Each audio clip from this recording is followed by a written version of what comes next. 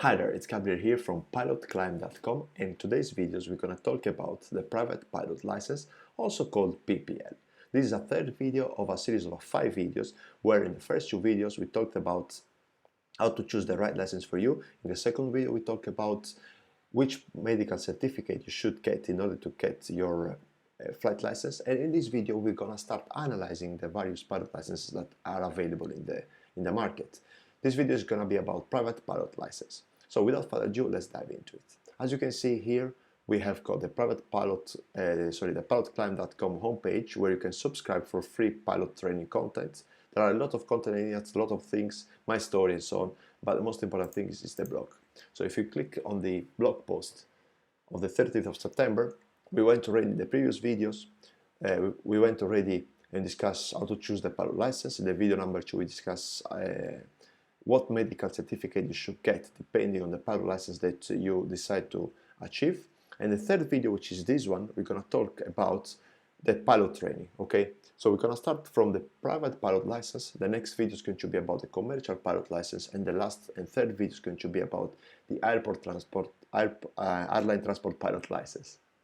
Okay, without further ado, let's see what it says. So the pilot training is it's really where the fun begins. Okay, you're gonna meet a lot of like-minded people that will share with you flight experience and feelings. Personally, I started in Aero Club, full of very passionate people. We made a big group, and they were like a family. It was just great. What I mean by that is that I started flying in 15 years ago in 2005, and since then I have lots of friends that I'm still in contact with that I met in the Aero Club. So what I want to say is that when you start flying, you meet a lot of people.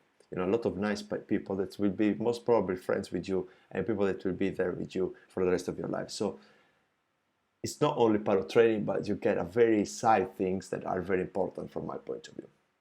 Okay, so enough about me, but scroll down and let's see what it's all about. Private pilot license. So as you can see in the picture, the private pilot license, you can fly with a single engine pistons, also called CEP, everywhere, provided you have a minimum level of English proficiency, bringing friends and family with you. So this is the first thing that you have to understand, is that with a private pilot license, it's like having a driving license, where you can drive around in case of pilots flying around with friends and family, but you cannot work with that. Okay, you cannot get any remuneration by providing a service to somebody. Okay. With this license, you can fly during daytime and good visibility. If you wish to fly at nights and with low visibility, you can do so after completing 2 additional courses, not compulsory, the night rating and the instrument rating. So this is another thing to understand, is that with a private pilot license, you are allowed to fly at daytime and with good visibility. If you wish to fly at nighttime or when the visibility is not so great, you can do it, but you need to do an additional 2 courses that is up to you really. You don't have to do it straight away. Okay, you can just get your private pilot license and fly around during a nice day, and that's it. In real life, a typical private pilot rents an aircraft over the weekends to go with some friends and family to some nice places to enjoy. So that's really what it was all about. Okay, many people, they get this license for fun, as a hobby, and they on the weekends they go there, they pay, they rent an aircraft, and they fly around with some friends, they go to nice restaurants. It's a very, very good world, and it's very good experiences there. From my point of view, this is the most enjoyable pilot course. Yes, because it's very relaxed. You know, it's very relaxed. During these courses, normally you have the 16-year-old guy and the 16-year-old guy and the 60-year-old man. So it's a very nice course. So let's dive into the course. The requirements to start the PPL are 16 years old when you start the course and 17 years old to attend the exam. So you can start at 16, but you need to be 17 to attend the exam. A valid class 2 or class 1 medical. Again, if you don't know what that means, I recommend you to go and watch the previous video, the video number 2. Then you need to have a basic knowledge of mathematics and physics and a basic knowledge of English if you wish to fly into international airport or outside the country. As you can understand, if you want to fly somewhere else that is not your country, you need an English level proficiency exam. So basically, in your license, you're gonna have like an English ELP level, which if you have between 4 and 6, you can fly basically everywhere. Okay, these levels During these exams, you get some questions about communication, so you need to understand communication. There will be there an examiner that will give you some recorded communications, and you have to listen to them, and then explain what they said. So in that way, you show that you have a minimum English level of understanding that allows you to fly around in a country that don't speak your language or international airports. Okay. So the private pilot course structure. So every pilot license has a theoretical part and a practical part. Okay. So in this case, this license, the private pilot license, has a theoretical part of minimum 100 hours of classroom, and the subjects are airlaw, aircraft general knowledge, performances, meteorology, human factor, navigation, principle of flight, operational procedures, and communications. In my past, I've been a ground instructor in a flying training school, and I've been teaching airlaw, meteorology, navigation, operational procedures, and communications. So again, this is very nice because when I was teacher here, when I was a ground instructor here, I had students of all sort of ages, okay, from the young guy that was starting his career as a pilot to the very well established person that wanted to do it as a hobby because he had a dream to fly for all his life, and then he was at 55, 60 years old. He said, okay, I'll go for it. So it was very good because the group was very mixed about the age, and it was really, really a great experience. Then let's move on. The practical part is made up to 45 hours of flight training, 5 of which could be completed in a simulator, including 25 hours of dual fly instructor, basically fly with an instructor that teach you how to fly.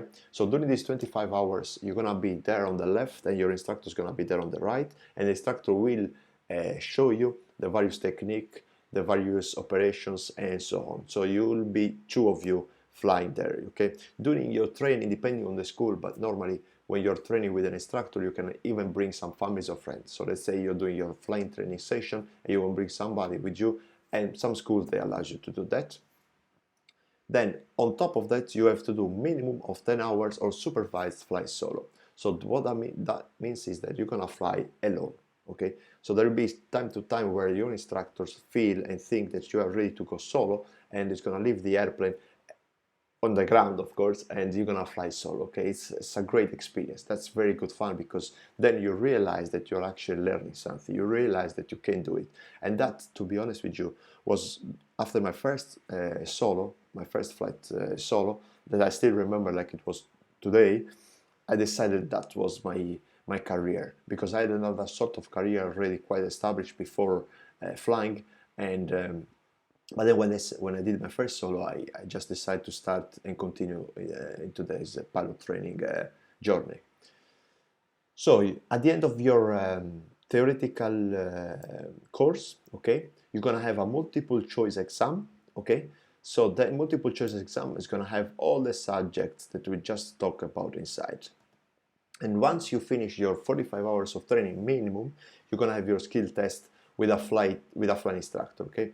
I really want to make sure that you understand that these 45 hours of practical part of flight training are minimums, okay? So what that means that normally a big percentage of people get ready for the exams, and your instructor will tell you when you will be ready for the exam, and they're gonna be ready for the exam after 45 hours. So my advice is to really strongly advise you, because what I've seen in my past is that people, especially the young guys, they get so focused on the 45 hours and not on their learning curve. So it's a lot more important to get focused on your progress and on your learning curve than on the hours that you have to go to finish the course. Because if you only think, I've got 10 hours to go, I've got 5 hours to go, you're not thinking about your learning curve, you're missing the big picture about the pilot training. That is the most important thing.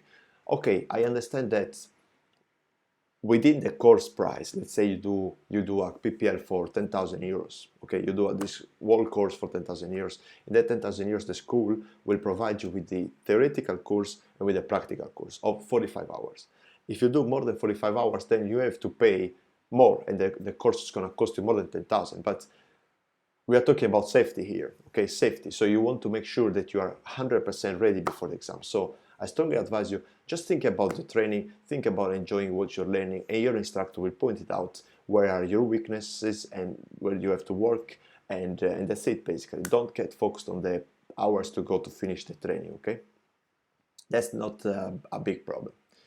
Alright, so the private pilot license training course duration can vary significantly depending on the schools and the students' availability. An average takes 1 year. Okay, what I mean by that is that normally on the PPL, even though now a lot of schools are basically giving you the possibility to do distance learning where you can study from home, that you should check with your flight schools, but the training course is like, for example, I don't know, Wednesday and Friday, and the practical course, it depends on you. You have to talk with your instructor and organize the flight training sessions. Okay, so if you have your money ready and you want to fly every day, it's gonna be a very quick. You're gonna do the practical part very quickly, because if you fly 1 hour per day, 45 days, you have the 45 hours. Even though I strongly recommend it not to do that, because you need time to assimilate what you learn. But if you don't have the money, or you are working and then save a bit of money and then do the hours, then the course is gonna be long. It really depends on in each particular cases. And as well, the school sometimes, depending on how many students they have and how many aircraft, and depending on the weather as well. Weather could be another factor that can make your course longer, because if the weather is not the right one, the flying instructor is not going to fly with you. It's not going to make you do the training session.